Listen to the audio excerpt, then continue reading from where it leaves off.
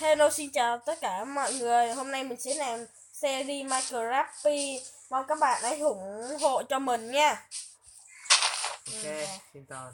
Hôm nay mình sẽ làm một tập mới để giới thiệu.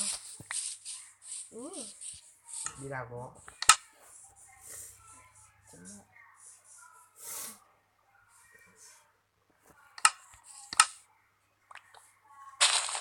Nhanh lên không tới.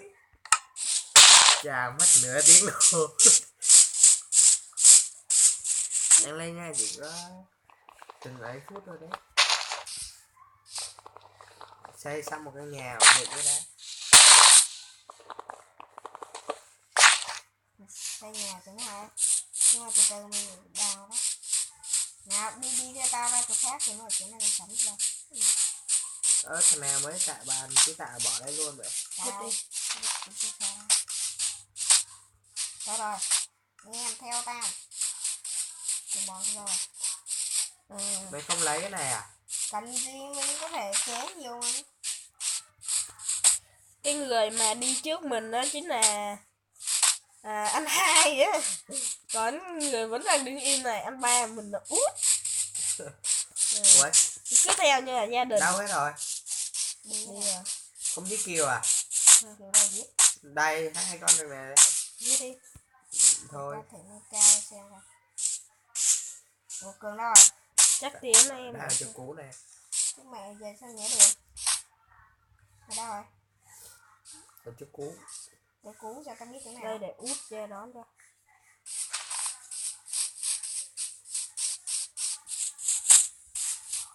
Rồi tao đã tìm thấy chỗ rồi. Cái này không ngon. Nắm nè.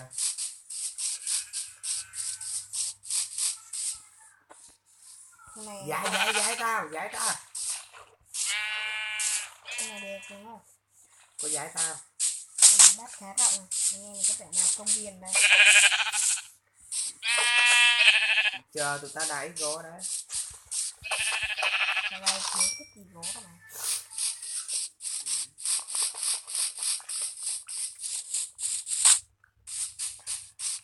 Cắt gỗ đem vào chỗ tao nhá. Để anh em mình xây tạm căn nhà bé chứ đó. Thấy kiều chứ hết nè.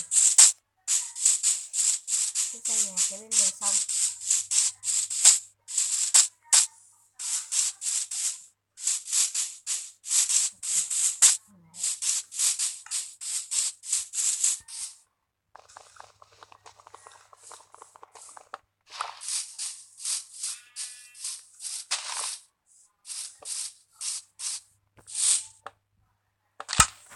Né ra men. Làm nhà ở đây à?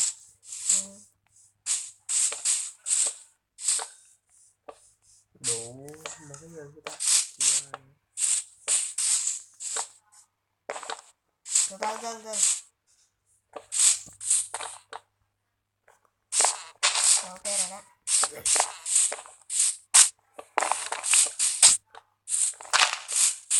Ở đây nào cái cửa này.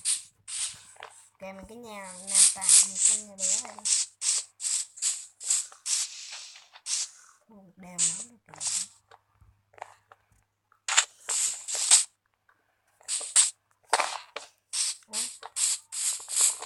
Mình có uốn góc nào không đây?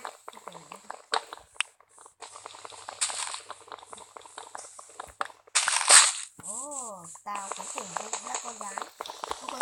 Tao con gái từ lâu rồi. Không có.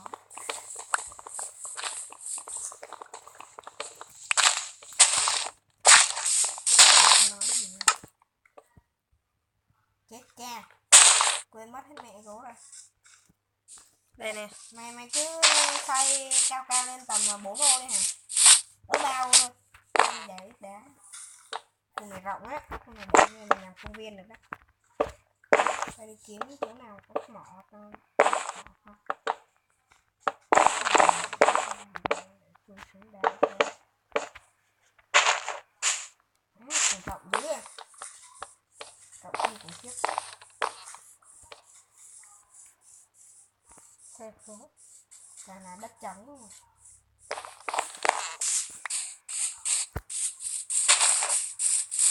Đi đủ một cái giường. Rồi tôi đi xa quá, à trường kia.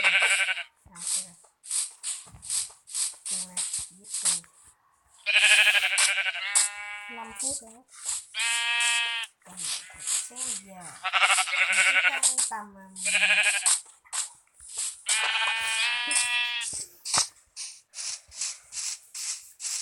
heo bắt heo về nuôi đây.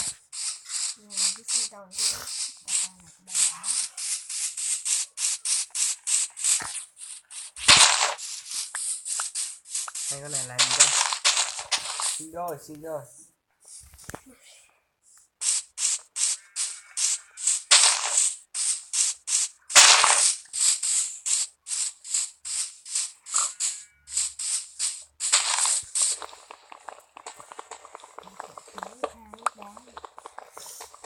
Đâu rồi mấy chú ở đâu hết rồi?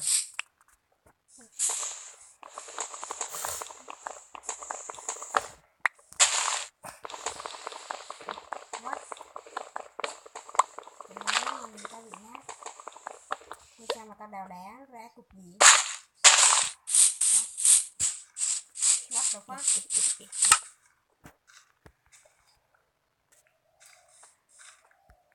Ấy, nó.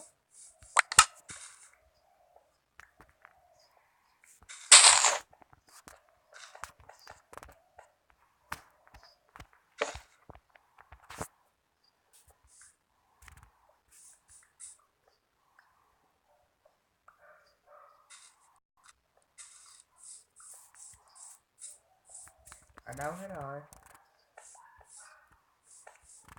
Nó cứ đi theo men theo bờ sông là thấy nhà. Bây giờ mình sẽ khai thác chỗ này xíu. Nắm xong quá. Đừng đi mọi hướng. Không thấy. Mày có đang ở đoạn lúc đầu không? Gần đoạn lúc đầu á. Nó gần đoạn đi khó. Nào ra kiếm à?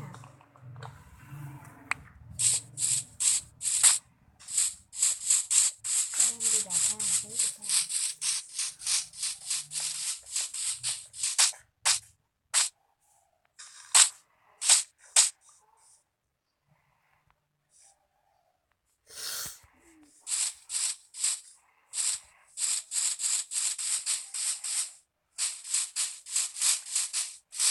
Đấy tôi thấy thằng nào này.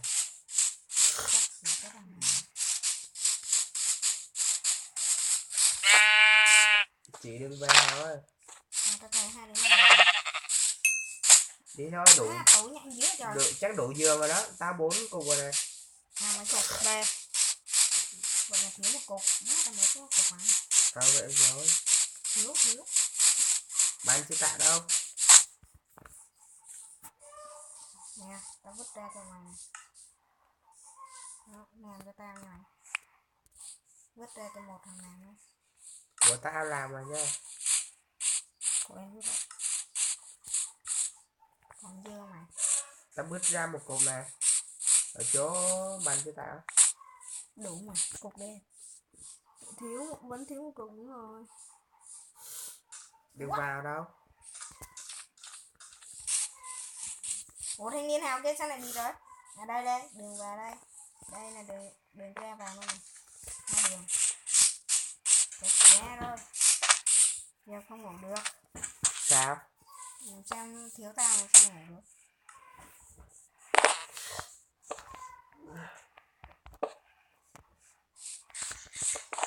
Chúng mày xây nhà không chưa? Được. Chưa thấy con zombie là tiện mình xây lên đi. Ô zombie. Ôi có ấy, slam kìa. có slam. Đó, khu này nó tiện này có slam. Đứng để chết sớm nha mày.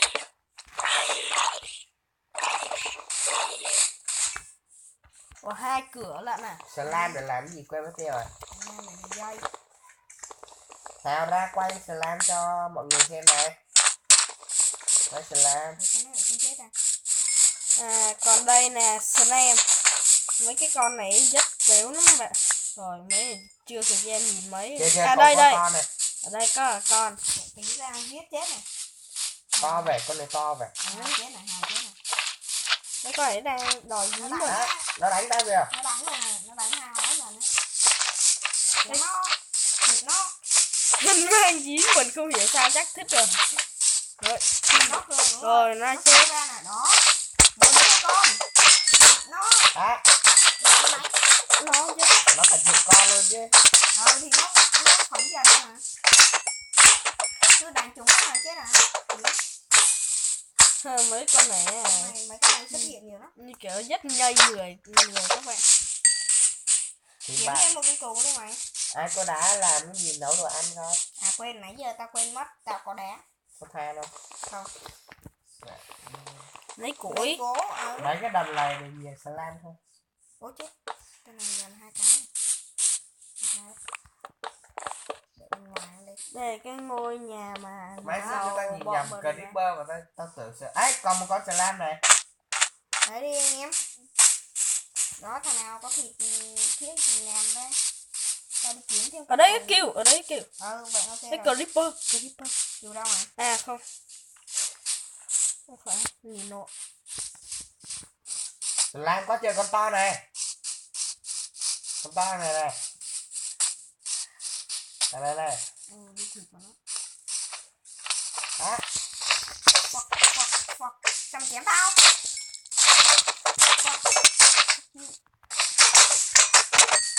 Nó chạy ra nhiều con nhỏ thế. Thằng nào đánh tao. Tại sao vậy kìa? Nhiều quá các bạn. Đấy có thịt nào? Có miếng thịt với lại xương nào? Thôi đi về. Bố gỗ bỏ vào tan phát nó đói. Ôi chết. Ở kia con bắn cung nha. Tao sắp chết rồi mày ơi. Có nào có thịt cho mày. Thịt có nè. Thịt xấu. Thì nếu nên tan phát sắp chết rồi. Có gì đâu, có than néo rồi nữa. Đi gỗ. Thêm đi gỗ, khu này đầy gỗ rồi. Có than néo rồi. À đây gỗ à? Gỗ cũng được nữa. Thì sao được?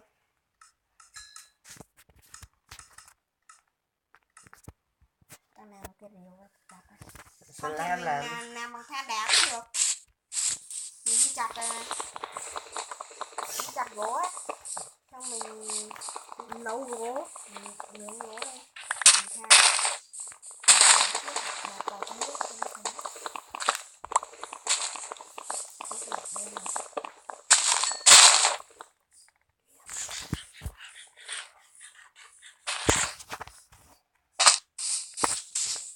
Đồ vệ slime này con to lắm này. Nướng lên đi anh em. Slime này con to lắm này.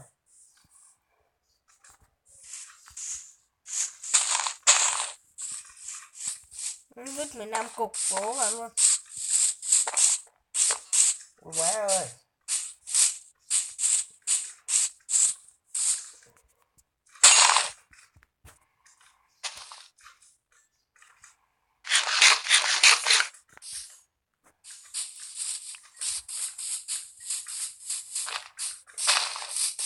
Đấy, nên mình chắc kết thúc tập này tại đây thôi.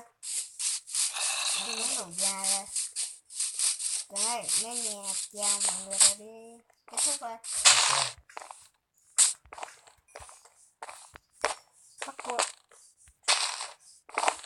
Mình cuộn đâu rồi? Mình ăn biết ăn được không? Ăn được.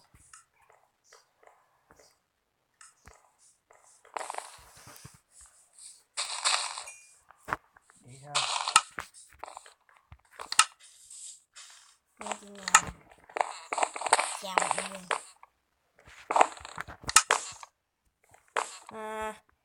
Xin chào tạm biệt tất cả các bạn, mong các bạn hãy nhớ ủng hộ video cho mình nhé, comment like và chia sẻ cho mình để mình nhiều người đăng ký ủng hộ và mình sẽ ra nhiều video mới.